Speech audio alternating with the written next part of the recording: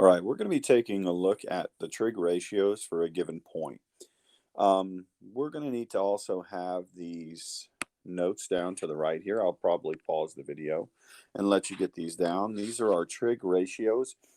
These are a little more designed for a coordinate planes than the actual triangles. We also know the SOHCAHTOA and all this stuff. It's still the same thing, but in this case, this is just a little more designed for, like I said, the coordinate planes.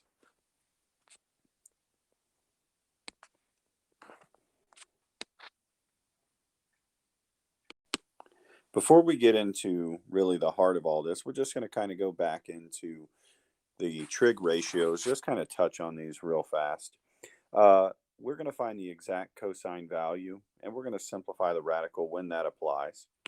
So in this case, we're looking for the cosine of angle A. So it helps if you label your angle, and then remember cosine is the ratio. Cosine of an angle is equal to the adjacent angle over the hypotenuse. So in this case, our adjacent angle is the angle that it touches, angle 5, and then the hypotenuse is the angle 10. So what we have here is a trig ratio of 5/2. Excuse me, 1/2. 5/10 is 1/2. So our ratio here would be cosine equal to 1/2.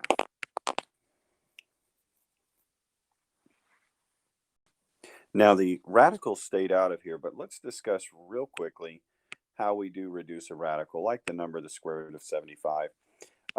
If we're going to reduce a radical, the factoring tree, and then we're just going to look for pairs. So 3 times 25 is a form of 75, and this would be 5 times 5, and then those are all prime numbers. Remember, anything that pairs out gets out. So this pair of 5s gets out of the radical. So this would be rewritten as 5 on the outside. And since the 3 did not pair out, it's stuck on the inside. We didn't need that on this particular question, but we may later on.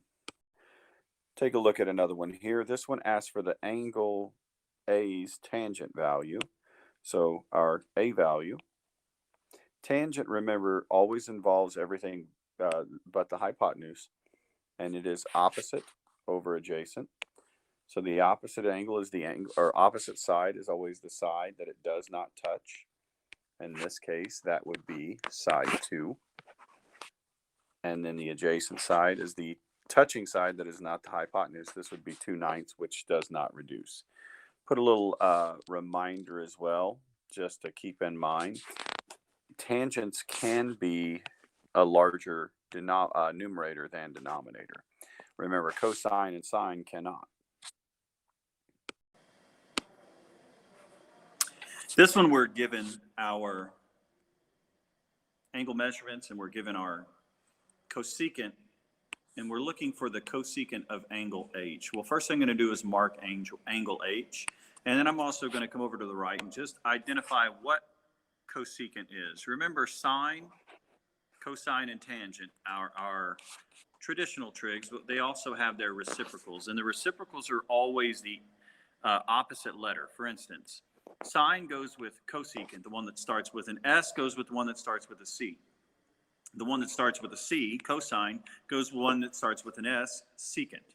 And then cotangent, the ones that have T's go together. So when we're looking at this sine function, the sine function here will correlate with the cosecant function. You don't have to break it into this form. You're welcome to use the study guide sheet that I gave you at the beginning that said cosecant was equal to the radius over the y value. You can just set that up and that will be fine. But I'm going to set this up in the triangle form. So when we're looking at this, I'm actually going to work through sine. Sine of this angle is the opposite side here. So opposite to this would be the angle 56. I'm doing sine of H at the moment. Sine of H equals 56 over the hypotenuse, which is always opposite of the right angle. This would be 65. So if sine of H is 56 over 65, then cosecant of h is the reciprocal of that, and the reciprocal, of course, would be 65 over 56.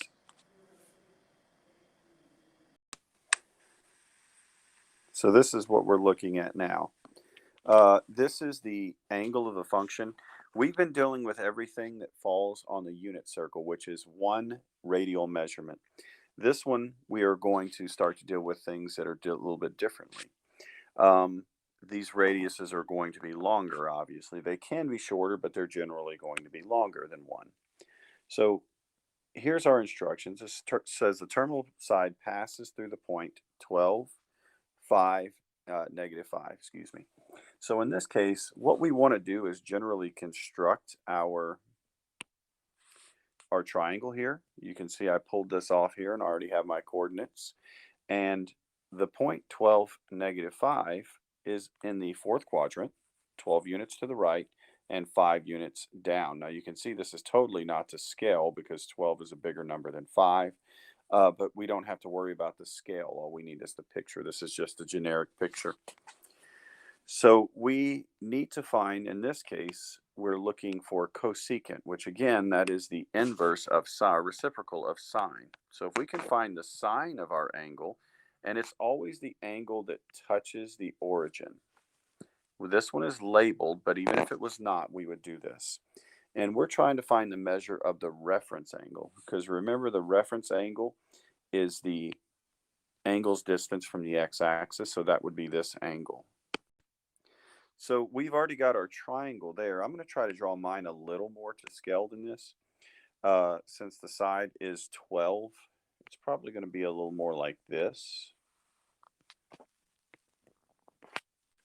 Coming from the origin, 0, 0. We would go over 12, so this would be a side of 12. This would be a side of 5. Now, sine does require the hypotenuse, which we don't know yet, but we can use our Pythagorean's theorem. Now, you notice I have a negative 5 there, or a positive 5 there. We could use negative 5 as well. That's what it has. But Pythagorean's theorem is going to fix the negative sign anyway. So it would be negative 5 squared plus 12 squared will equal our hypotenuse squared. And once we have our hypotenuse, what we will do is we will put this back together and use those trig ratios. So this would be h, this would be 169 equals h squared. I'm sorry, I left my squared off of there.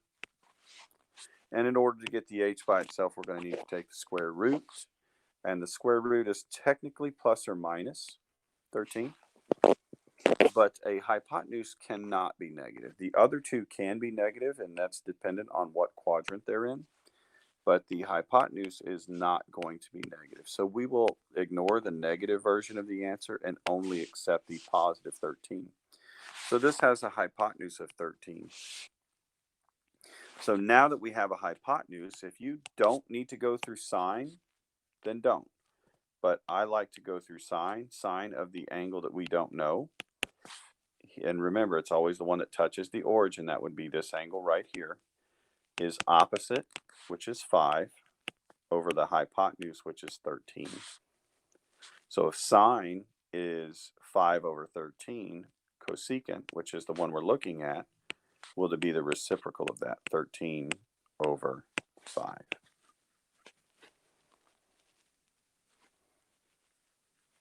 And we'll take a look at one more. And we also need to recall that the negative 5 was our y value. So this actually should have been negative 5. So our answer should be negative 13 over 5. So this example, if we are looking for an exact value of secant, secant again is the inverse of cosine.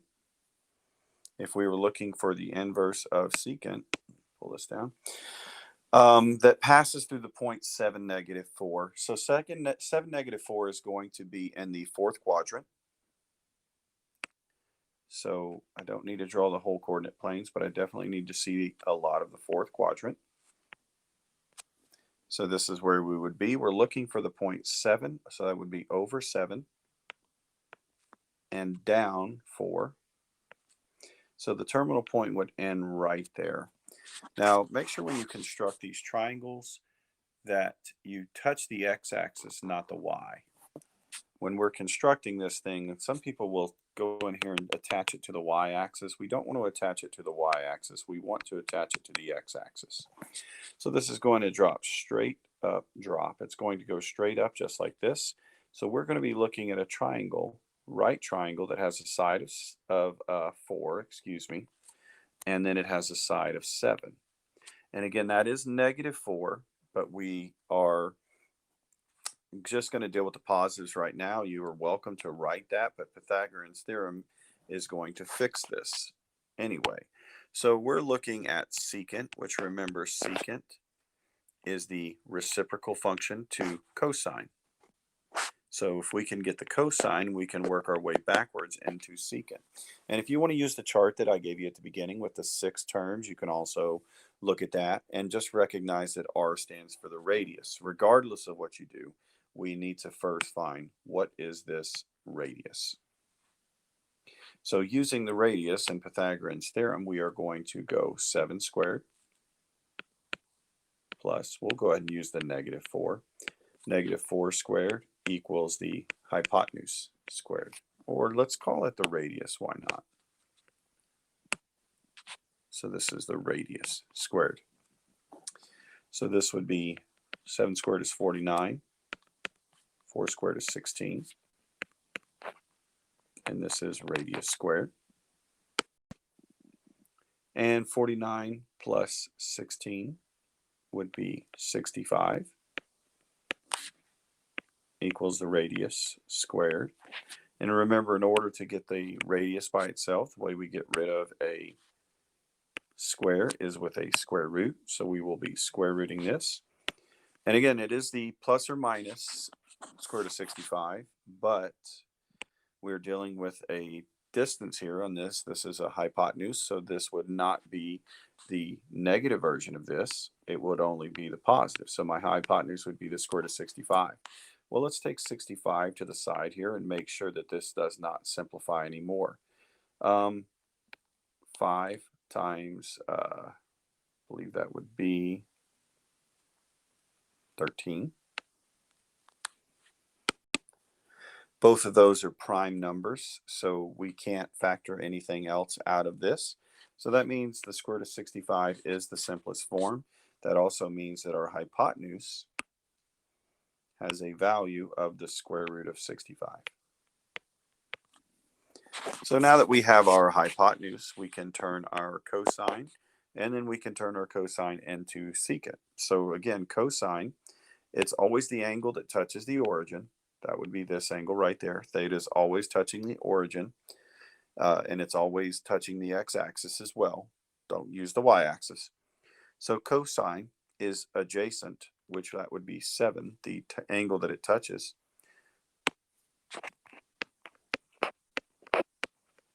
over the hypotenuse, which in this case is the square root of 65. Now, normally we don't leave a radical in the denominator, but we are converting this thing to secant, so the problem solves itself on that. So secant is the reciprocal function to cosine.